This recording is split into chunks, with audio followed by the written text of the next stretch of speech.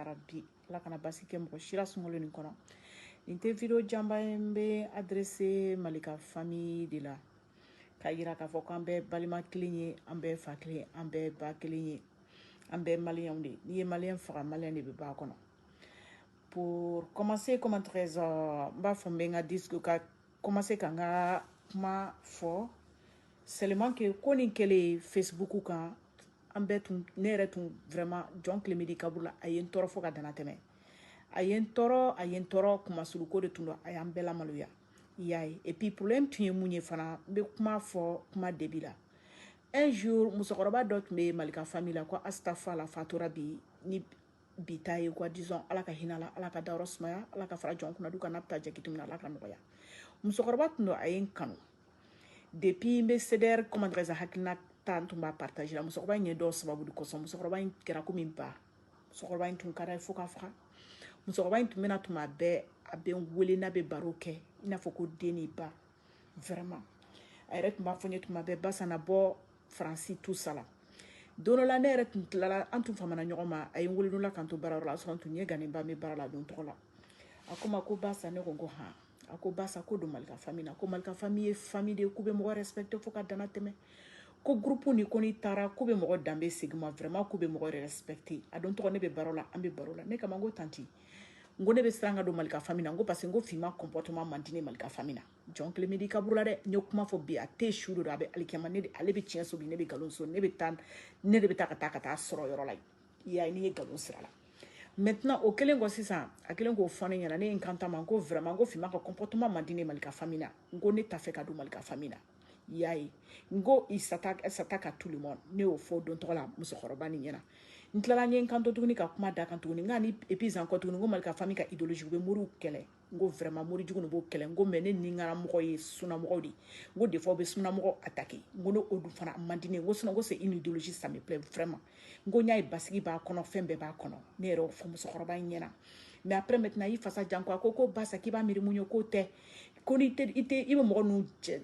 bisigiya ko dɔ ye ko mais k'i t'a dɔn ko f'i ka gɛrɛ u la ko c'est des gens vraiment ko ni donna ko respect ba de b'a kɔnɔ a y'o fɔ ne ɲɛna a kelen k'o fɔ ɲɛna don tɔgɔ a y'a sɔrɔ des gens tun bɛ traitement na don tɔgɔ téléphone bɛ n kama kɔrɔ tan cogoya min na n ko tanti n ko n t'a fɛ n ka téléphone n ko joli ni nɔgɔ n ko n bɛ traitement de la du tout comme ça n ko n t'a fɛ n ka téléphone kana taa bi fɛn na du tout ou n bɛ na n bolo maga a bɛ tila n bolo bɛ maga n ka téléphone na n t'a fɛ virus ka kala n ko n bɛ n'i rappeler comment dirais-je après comment dirais-je ni n ye repos ta sini o dugusɛjɛ quoi n ko n bɛ off la n ko n bɛ n'i wele n y'o f'a ɲɛna a y'i kanto ma ko baasi t'a la ni ala sɔnna ma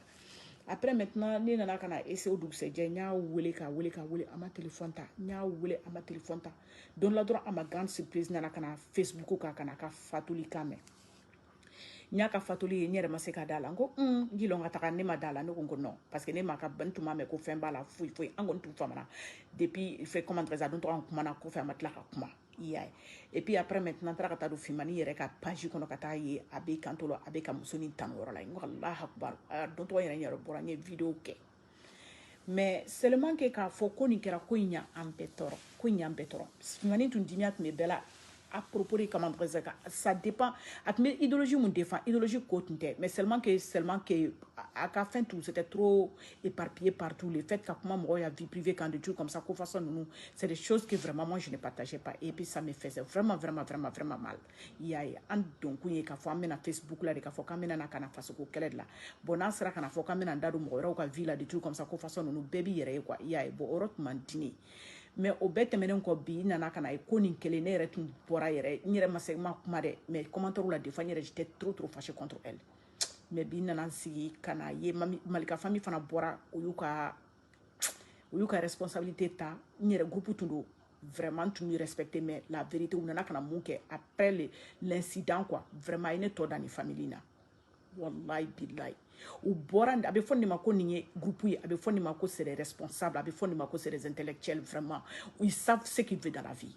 parce que ko kelen ne yɛrɛ nana ka na parce que hali ko tun bɛ kɛ tuma min na ne tun yɛrɛ tun b'u jalaki n ko pour que ninnu bɛ se ka nin kɛ et puis u tɛ se ka kuma mais u nana ka na yira diɲɛ bɛɛ la k'a fɔ ils ne partagent pas les mêmes idéologies que mɔgɔ ninnu tun b'a kɛ la n y'a ye dɔrɔn vraiment a ye n faga n ye mɔgɔ kelen ka vidéo lamɛn u la ka mɔgɔ fila ka vidéo lamɛn ka mɔgɔ saba ka vidéo u saba bɛɛ jira u ye kumakan oh non a ye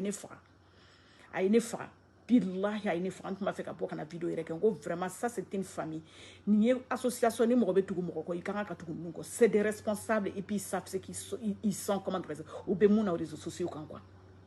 vraiment ka tila ka na bɔ la tuguni ka na da bi tuguni n yɛrɛ tun diminen toujours bɛ Filmani kɔrɔ wallahi billahi n tun diminen b'a kɔrɔ parce que par rapport comment dire tout ce qui s'est passé mais bi n nana ka na ka video ye ɲɛji de cira ne ɲɛ kan billahi ɲɛji cira ne ɲɛ kan ne ye Filmani ka video ye ɲɛji cira ne ɲɛ kan ɲɛji cira ɲɛ kan video lɔgɔ yɛrɛ tun tɛ na billahi video lɔgɔ tun tɛ na mais n y'a ka video in kilo ne yɛrɛ bɛ bɔ a kumana ni hakilima ye a kumana ni responsabilité ye a kumana ni yɛrɛmajigi ye a bɛ n ka video in partager a b'a lase Malika ma ne yɛrɛ fana basa sugu na billahi n bɛ n kale ala la a kumana ni majigi mun ye ka na ne yɛrɛ galabu faga n kɔrɔ ka na ne yɛrɛ minɛ k'an malo n yɛrɛ ye quoi vraiment tellement tun dimiya bɛ n na mais tellement j'ai eu pitié comment dire ça a ye kuma nin ta k'a fɔ kuma nin donna ne yɛrɛ golo kɔrɔ ɲa min na ne yɛrɛ basa sugu na bi sunkaloba nin hɔrɔma kɔsɔn ko ne yɛrɛ tubira ne yɛrɛ bɛ n sigi k'an bolo bila n kɔ Malika famille ye u ka yafa n ma u ka yafa n ma wallahi billahi a ka kumakan ye choqué u ka yafa n ma ni ala jati hɔrɔma kɔsɔn ko sunkalo la hɔrɔma kɔsɔn quoi Malika famille bɛɛ lajɛlen ne yɛrɛ basa bɛ tila k'an associer la an bɛɛ bɛ yafama deli mɔgɔninfin mana kɛ cogo o cogo erreur bɛ bɛɛ sɔrɔ dugukolo in kan nul n'est parfait nul n'est parfait dans la vie bɛɛ bɛ don erreur kɔnɔ tout le monde comment dire peut avoir des mêmes erreurs mais n'i sera k'i ka erreur reconnu k'a dɔn k'a fɔ ko n ye mun kɛ k'a ma bɛn ka tila ka segin kɔ ka tila na yafa deli hadamaden ala mun yɛrɛ y'an dan ala yɛrɛ bɛ yafa ala mun yɛrɛ y'an dan ala bɛ yafa surtout kana se buna hadamaden ma video in ye ne choqué ni ne m'a fɔ video in ye choqué n ye nkalon tigɛ billahi a kumana ni yɛrɛbajigi k'a sɔrɔ si ni mɔgɔ wɛrɛ tun don ni ne yɛrɛ si j'étais à la place le fait que nin ko in kɛra vraiment elle reconnaît k'a fɔ vraiment ninnu ka idéologie tun tɛ n tun bɛ nin kɛ ninnu bɔra k'u fɔ bɛɛ ɲɛna k'a yira bɛɛ la k'a fɔ anw tun bɛ nin kɛra an tun bɛ kuma n'u fɛ san kelen ala n'o tun ma fɔ an bɛɛ tun b'a fɔ ko jɛmakan tun don n'o bɔra u yɛrɛ lakali u y'u yɛrɛ bɔ k'u yɛrɛ k'a fɔ hadamadenw ɲɛna hadamadenw k'a dɔn k'a fɔ ko c'était pas les mêmes idéologies que mɔgɔ ninnu tun b'a kɛla olu tun tɛ k'a partager vraiment ça c'est une très grande responsabilité de la part de Malika famille ça c'est une très très grande responsabilité comment dire de la part de la Malika de Malika famille ka tila kana da kan tuguni a donna k'a fɔ k'u donna Malika famille la malgré que tun bɛ ka ko kɛ Malika famille tun tɛ k'a partager mais Malika famille fana bɛ se k'a fɔ n bɛ se k'a fɔ tuguni u y'u éduquer ka da nin yɔrɔ in kan parce que u bɔra u ye hakilinama kuma min ta k'a fɔ quoi ne vraiment a ye ne touché a ye ne touché vraiment ne bɛ se ka mun fɔ dɔrɔn bi sunkalo in na n bɛ se ka mun fɔ dɔrɔn den bɛ bi a tabaga de bolo quoi et chacun d'entre nous personne n'est parfait dans la vie et puis ni ala ko mun b'i sɔrɔ a b'i sɔrɔ fana il fallait que comment dire ça qu'on passe du pire pour comprendre comment dire ça pour avoir les meilleurs je sais même pas quoi dire avec ça ne bɛ se k'a fɔ ale yɛrɛ bɛna ta a bɛna dɔn a kan ka actini a kan ka dɔn se mun na a kan ka dɔn se mun kɛ quoi i y'a faamuya parce que a mana kɛ cogo o cogo a ma se mɔgɔ wɛrɛ kana wuli k'a fɔ k'i bɛna conseil wɛrɛ ta k'a d'a ma c'est une grande fille a yɛrɛ y'a ka grandeur y'a jira n na a y'a ka hakilimaya jira n na a y'a jira n na k'a fɔ k'a bɛ ko dɔn quoi hali ni mɔgɔ ma dɔ f'a ɲɛna a yɛrɛ bɛna n'a dɔn k'a fɔ sur quel pied il faut danser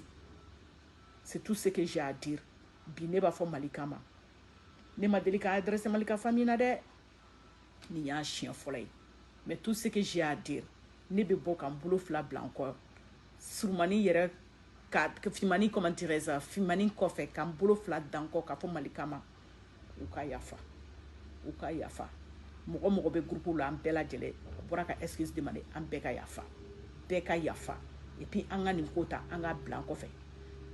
ni mun ko k'a bɛ kɛ a bɛ kɛ ma deli k'an da don mɔgɔ si ma deli ka ne da don nin ko façon na Facebook nin kan mais hadamaden mɔgɔ b'i da don ko la ça dépend du comportement de la personne a ye majigu mun kɛ bi a ye ne faga a ye majigu mun kɛ bi a ye ne touché wallahi majigu mun kɛ bi ne yɛrɛ kɔni kelen basa sugu na ne tɛ se ka yɛrɛ ɲɔgɔn majigi kɛ mais a y'o mun kɛ billahi ça c'est parti droit comment dire droit au cœur n t'a dɔn n b'a fɔ cogo min na ne ka support tɛ dɔwɛrɛ ye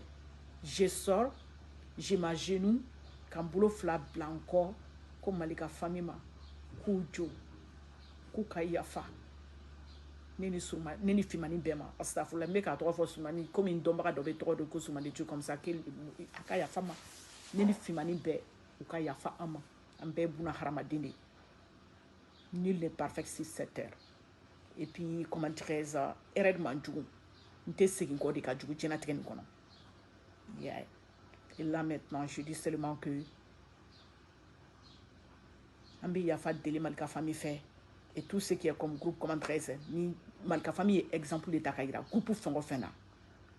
an bɛ yen faso jɔ de kama an tɛ yen ko wɛrɛ kama et là maintenant c'est comme ça on doit se conduire quoi. Bravo Malika famille et je vous dis n bɛ yafa deli encore aw mɔgɔ fɛn o fɛn bɛ n ka page kan aw bɛɛ lajɛlen Fimani ni ne yɛrɛ faralen ɲɔgɔn kan an bɛ yafa deli bɛɛ lajɛlen an bɛ yafa deli maliyɛn bɛɛ ye an bɛ yafa deli bɛɛ lajɛlen ye n b'a fɔ a ma salamu aleykum warahmatulahi taala barakatu suntigɛ wagati de don an bɛ taa buguɲɛriya dɔ la n b'aw bɛɛ fo